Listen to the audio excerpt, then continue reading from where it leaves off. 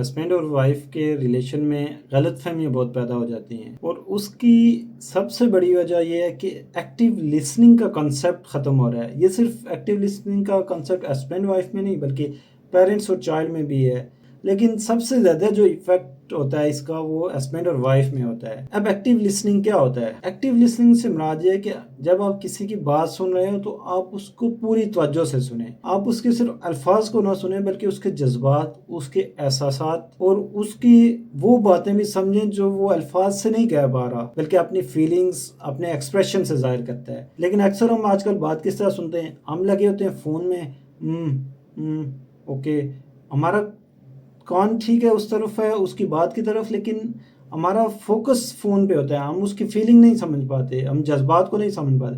اس سے ہوتا کیا ہے؟ جب ہسبینڈ وائف کے ریلیشن میں ایسا ہوتا ہے تو مس انڈرسٹینڈنگ پیدا ہوتی ہے، کیونکہ جب آپ اس کی پوری بات کو سمجھ ہی نہیں پا رہے، صرف سن رہے ہیں، اس کو محسوس نہیں کر رہے، تو غلط فہمی پیدا ہوگی، پھر بے اعتمادی پیدا ہوگی۔ کہنے والا بھی کہے گا کہ یہ میری بات صحیح طرح نہیں سمجھتا، میں تو اس سے یہ کہنا چاہ رہا تھا، اس نے اس کو ایسے سمجھا۔